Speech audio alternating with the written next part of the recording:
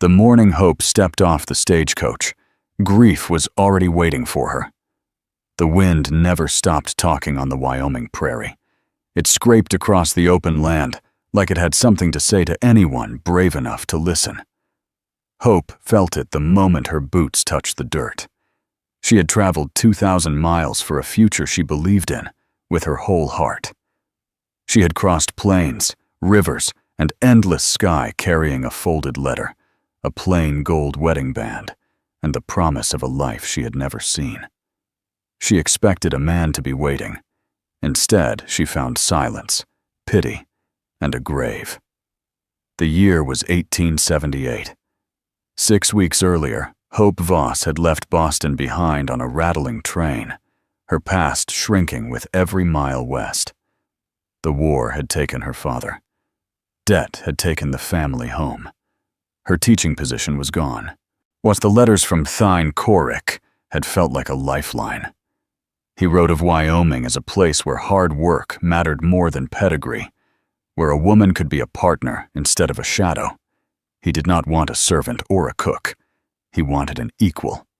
That promise carried her across the country. The stagecoach creaked to a stop in the tiny settlement of Clearwater Creek. The driver swung the door open and called the last stop. Hope was the only passenger left. She stepped down carefully, her boots sinking into the dry earth, and looked around for the man she was meant to marry. No one waved. No one smiled. The town was smaller than she imagined. One dusty street, a trading post, a saloon with worn batwing doors, a half-finished hotel, a small church leaning under a crooked steeple. Hope asked the driver where she could find Thane Coric of Sweetwater Ranch. The man paused with her trunk in his hands and looked at her with something close to sorrow. He told her to see the sheriff. That was when fear took root. The sheriff's office was a simple plank building with a wooden star swinging from the porch. Inside, Sheriff Gage Hollow looked up from his desk the moment Hope stepped in. He already knew her name. He asked her to sit. She stayed standing. Her heart knew the truth before her ears heard it. 3 days earlier, Thane Coric and 2 other ranchers had been ambushed while driving cattle to market. None of them survived. A cavalry patrol found the bodies. The funeral would be the next morning. Hope did not cry. She could not. The words felt unreal, like they belonged to someone else. Yet she had crossed half a continent to marry a man she had never seen, and now she was being told he was dead. The letters she had read and reread until the paper softened in her hands were all that remained of him. The sheriff offered her a room at the hotel and a seat on the next stage back east. Hope sat down then, her strength giving way. Back east meant nothing. She had sold everything to come west. There was no home waiting for her there. She asked what would happen to Sweetwater Ranch. The sheriff told her the bank would likely take it. Thane had no family nearby. Without a will or a marriage certificate, the law would not recognize her claim. Hope listened quietly, her fingers wrapped tight around the last letter Thane had written. In it, he promised her a life and asked her to trust him. Something inside her hardened. She asked to see the ranch. The next morning, Clearwater Creek gathered on a low hill overlooking town. 3 fresh graves waited under the open sky. Hope stood apart from the crowd, mourning a man she had never touched, but somehow already lost. She felt the weight of what might have been pressing down on her chest. After the service, a woman named Juniper Vale approached her. Her husband had been killed in the same ambush. Juniper spoke plainly and without self-pity. She told Hope that this land tested everyone who came to it, but it rewarded those who stayed. Those words followed Hope all the way back to the hotel. That night, she sat on the narrow bed under the dim glow of an oil lamp and reread Thane's letters. He described Sweetwater Creek cutting through green pasture, a log cabin built with his own hands. and a future shaped by work and shared purpose. He wrote that he wanted a woman with backbone and sense, not a housekeeper, a partner. By dawn, Hope knew she was not ready to leave. 2 days later, the sheriff drove her out to Sweetwater Ranch. The land opened up before them as they crested a low rise. A bright creek wound through a wide valley. Cottonwoods lined the banks. A sturdy cabin sat near the water with a small barn and corral nearby. Cattle grazed in the distance, unaware that their owner was gone. Hope's breath caught. It was more beautiful than the letters ever said. The signs of sudden absence were everywhere. A bucket left by the door. Firewood stacked neatly. A chair angled on the porch to catch the sun. Inside, the cabin was clean and solid. A wide hearth, a heavy table, shelves lined with books and supplies. On the desk lay a ledger filled with careful numbers and plans. The last entry mentioned buying white paint for the cabin trim and noted her arrival date. Thane had been ready for her. Hope closed the book and felt the decision settle deep in her bones. She told the sheriff she was staying. He warned her that the territory was dangerous, especially for a woman alone. He spoke of outlaws and winter and the hard truth of ranch work. Hope listened, then told him she could read, write, keep accounts, and hire help. She told him she had crossed 2,000 miles on a promise and would not walk away from it now. The sheriff shook his head, but did not stop her. That first night alone at Sweetwater, Hope slept little. The wind moved through the cottonwoods, and coyotes called from the hills. At dawn, she stepped outside and breathed in the sharp, clean air. Thane's horse waited in the corral. She fed him, clumsy but determined. Inside the barn, she found tools, a wagon, and firearms Thane had kept for protection. By midday, neighbors rode in. A woman named Sable Wren and her son came to offer help. They spoke honestly, warning Hope that ranching was no simple thing. Hope did not pretend otherwise. She told them she would learn.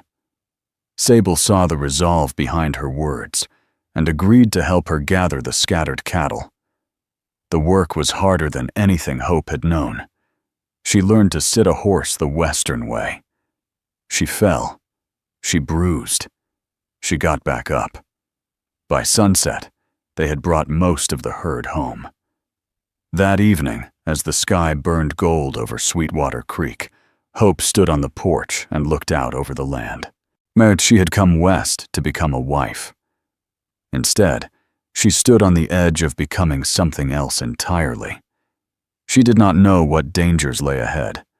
She did not know if the law would stand with her, but she knew one thing with absolute clarity. She was not leaving. Sweetwater Ranch would not be abandoned. Neither would she. The days after Hope decided to stay did not slow down or soften. They pressed in harder, as if the land itself wanted to test whether her resolve was real.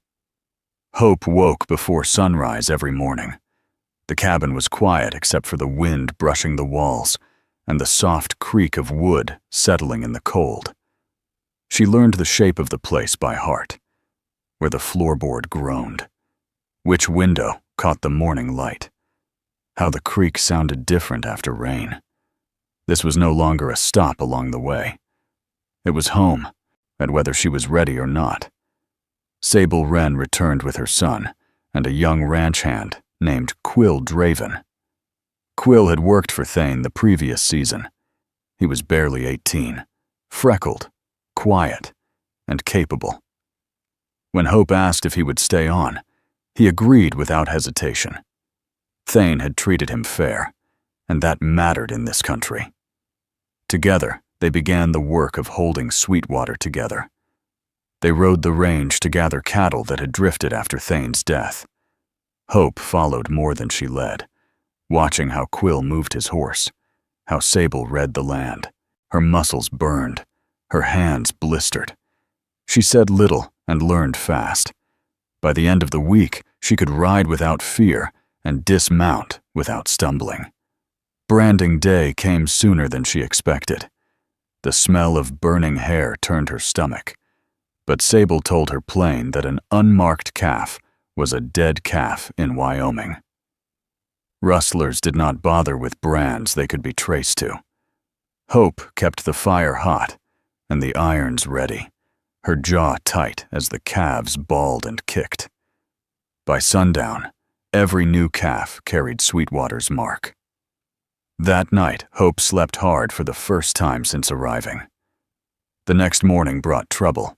A man rode in from the east, slow and confident, with 2 others trailing behind him.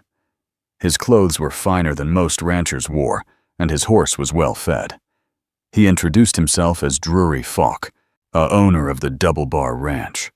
His smile never reached his eyes. Falk offered condolences for Thane's death. Then he offered money. He said Sweetwater was too much for a woman alone. He said accidents happened out here. He said she would be wise to sell now and return east with a comfortable purse. Hope listened without interrupting, her hands folded in her lap. When she refused, his smile thinned. He left her with an offer and a warning. Wrapped together. 30 days. After that, he said, the land would decide. Sable watched him ride away with a face carved from stone. She told Hope that Falk had been swallowing up smaller ranches for years. Men who refused to sell often lost cattle, fences, or worse. Nothing could ever be proven. Hope thanked her for the honesty. She did not sleep well that night. 2 days later, Hope found a letter hidden in Thane's desk. It was unfinished. In it, he wrote that Falk had been pressing him to sell, and that cattle had been turning up shot on the far pasture. He suspected hired men, but had no proof. The letter ended mid-sentence. Hope folded the page with shaking hands. Thane's death had not been random. She rode into Clearwater Creek the next morning to file her continuation claim on the homestead. The land office clerk looked at her papers with open doubt. She argued calmly, citing the law as she understood it. She presented Thane's letters and the sheriff's statement. The clerk agreed to forward the claim for review, but warned her it could be denied. It was not a victory, but it was ground gained. When Hope returned to Sweetwater, she found Quill mending a fence along the eastern line that he told her riders had been seen nearby earlier that day. Men not from around Clearwater Creek. The warning proved true before the week was out. Hope and Quill were repairing fence when 5 riders came hard across the open ground. Their clothes were worn, their weapons visible. Quill recognized them instantly. Vex Calderon and his crew. Known outlaws. Men wanted for stage robberies and worse. They chased Hope and Quill back to the ranch, firing as they rode. Bullets cracked past them, kicking up dirt. They barely made it into the barn before the doors slammed shut. Calderon did not bother hiding his intent. He told Hope she had 1 week to sell Sweetwater to Falk and leave. He said Thane had been given the same choice. He called murder a market correction. Then he rode away. Hope stood shaking in the barn long after the sound of hooves faded. Fear hit her hard, but anger burned hotter.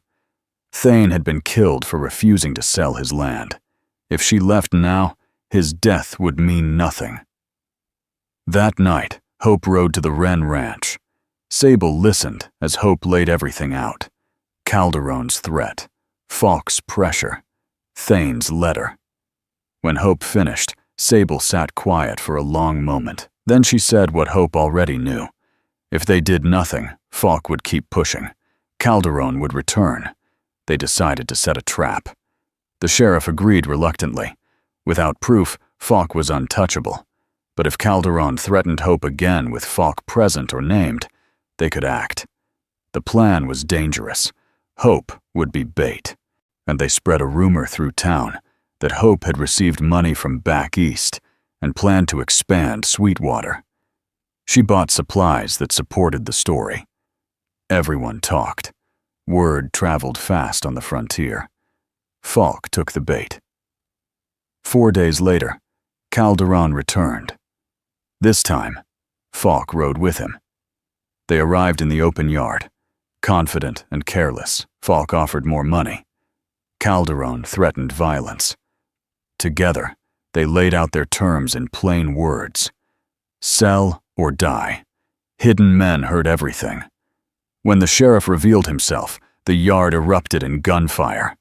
Calderon's men fell back, firing wildly. Falk tried to flee, but was thrown from his horse and captured.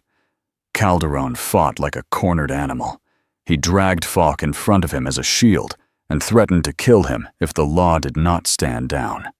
Hope watched from the side of the cabin, her heart pounding so hard she could hear it. Inside, the deputy lay wounded, but alive. Calderon's back was turned. Hope raised Thane's revolver. She did not think about Boston or who she had been. She thought about the man who had built Sweetwater and the future stolen from him. She thought about the land she refused to surrender. She fired once. The bullet struck true. Calderon fell dead on the porch. When the smoke cleared, Falk was arrested, and the remaining outlaws were captured or fled. The sheriff told Hope it would be ruled justifiable. Calderon had been threatening lives. Hope sat alone on the porch afterward, the revolver resting in her lap. She felt no triumph, only a heavy calm. The cost had been high, but Sweetwater still stood. That night, under a sky crowded with stars, a hope made her choice final. She would stay. She would build. And no one would take Sweetwater from her again. The land did not change after the gunfight, but hope did. In the days that followed, Sweetwater Ranch felt quieter than before, as if the valley itself was holding its breath. Blood had darkened the dirt near the porch. Broken boards scarred the barn. Those marks stayed for a while, reminders of how close everything had come to ending. Hope scrubbed and repaired what she could, not to erase the memory, but to move forward. Sheriff Hollow returned with deputies to finish the work. The wounded were tended. Calderon's body was taken away. Falk was hauled into town in irons, his fine coat dusty and torn. Word spread fast. Not the wild version whispered in saloons, but the truth, heard straight from the sheriff's mouth. A Falk had hired killers. He had threatened lives. He had confessed. For the first time since Hope arrived in Wyoming, the danger pulled back. A week later, Hope rode into Clearwater Creek alone. People stopped what they were doing to watch her pass. Some nodded. Some tipped their hats. Others simply stared. She was no longer the mail-order bride people had pitied. She was the woman who stood her ground when men tried to take it by force. Sheriff Hollow met her outside his office. Inside, he poured coffee and handed her a folded document stamped with heavy seals. Her continuation claim had been approved. Sweetwater Ranch was legally hers, as long as she completed the remaining requirements. Hope held the paper carefully, as if it might vanish if she gripped it too tight. It was not just land. It was proof that her fight had mattered. A Falk's trial followed quickly. With witnesses, his confession, and the sheriff's testimony, there was no escaping it. He was sentenced to territorial prison. The man who believed he could buy and bury anyone who stood in his way was gone from the valley for good. When Hope returned to Sweetwater, she found Sable Wren waiting on the porch. "You did good," Sable said simply. Hope nodded. She did not feel brave. She felt tired, but the work still waited. Summer settled in, and Sweetwater began to change. Hope hired another hand. Quill stayed on, steady and loyal. Fences were repaired. The herd grew stronger. The garden expanded beyond anything Hope expected. She hauled produce into town and struck a deal with the trading post. For the first time, Sweetwater brought in steady money. Hope learned every inch of the land. She learned how to read the sky for weather, how to listen to cattle, how to spot trouble before it found her. She wore trousers now when she worked, practical and unashamed. People talked, but less than before. Juniper Vale invited her to gatherings with other women. They shared food, work, and stories. No one treated Hope like a curiosity. She was one of them. At night, Hope still read Thane's letters. The ache never fully left, but it softened. She began to see that Sweetwater was no longer just his dream. It was hers now, too. 2 years passed. The final inspection came on a clear fall morning, and a land office official rode out with Sheriff Hollow and walked the ranch from fence to fence. He checked improvements, records, and boundaries. Hope answered every question without hesitation. When he signed the final papers, Sweetwater Ranch became hers outright. Hope stood on the porch afterward, the patent warm in her hands, and let the moment settle. She had crossed 2,000 miles believing she would become a wife. Instead, she had become something she never imagined. A rancher, an owner, a woman who held her ground. As the sun dipped low, Riven Wren rode up from the north. Over the years, their partnership had grown easy and strong. They shared grazing land, labor, and trust. Riven respected Sweetwater as Hope's, never questioning her authority. He congratulated her quietly and sat beside her as the light faded. But he spoke of the future, careful and honest. Not promises, not pressure, just possibility. Hope listened. She did not answer right away. She looked out over the valley where Sweetwater Creek caught the last of the sun. The land that had tested her, broken her open, and rebuilt her stronger. Whatever came next would be her choice, made from strength, not fear. That night, lantern light glowed warm from the cabin windows. Hope stepped inside, closing the door on the past she had survived and opening herself to the life she had built. She had traveled 2,000 miles to marry a stranger. Instead, she found herself. And Sweetwater Ranch stood as proof that sometimes the future you lose is not the one that was meant for you at all.